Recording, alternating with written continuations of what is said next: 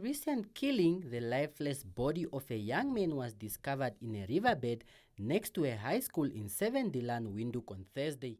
The 30-year-old man, who was a member of the LGBTQI+, has been identified as Christof Frederik, whose body had multiple stab wounds and his private part cut off and placed on his chest.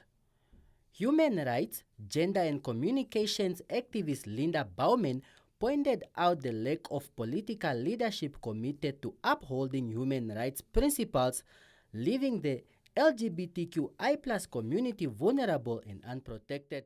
Because sodomy is illegal, it means that you identifying as homosexual is illegal. Now that's where the problem comes in, and also the very same leaders who are supposed to teach this country or have our Namibians have access to information, understand what the current legal framework is, do not understand it. And then they perpetuate by making narratives and connotations about how LGBTI people's sexual behaviors are. That is uncalled for. And that initially says that the person outside who is your follower is taking forth that rhetoric and implementing it in such a way that it results into killings. So we are finding ourselves as a community in a stage where our lives are at threat. You can't even walk around today. People are looking at you for being gay. And that says a lot about how our lives can be lost, and also that the justice system itself does not recognize any of our cases when it comes forth. It comes forth, but they never relate it as an LGBTI killing.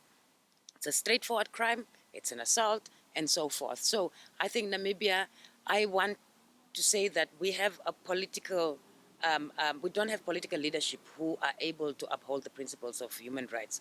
We also don't have state leadership who are able to call all Namibians to say that every Namibian has the right and should be protected, irrespective of who they are. I've not had any leader speak out like that.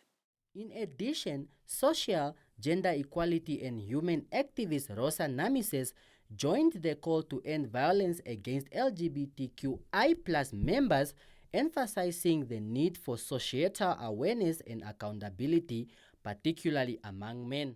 Stop the violence against especially the LGBTQ people and also the women and children. It is not a good way of solving.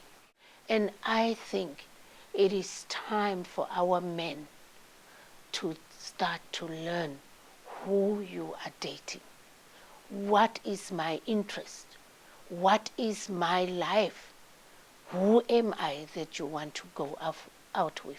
And not take me for a night trip.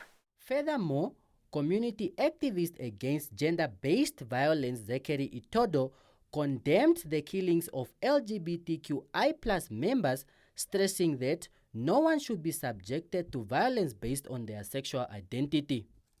Where the person belongs to is not an issue for me, but taking that life is my concern, and we need to put an end to it. People should start seeking for help. People should start addressing issues before it gets to the point of wanting to kill. The LGBTQI+ community awaits judgment on the 17th on the constitutional challenge of the validity of the common law crime of sodomy and unnatural offense. The day also coincides with the International Day Against Homophobia, Biphobia, and Transphobia.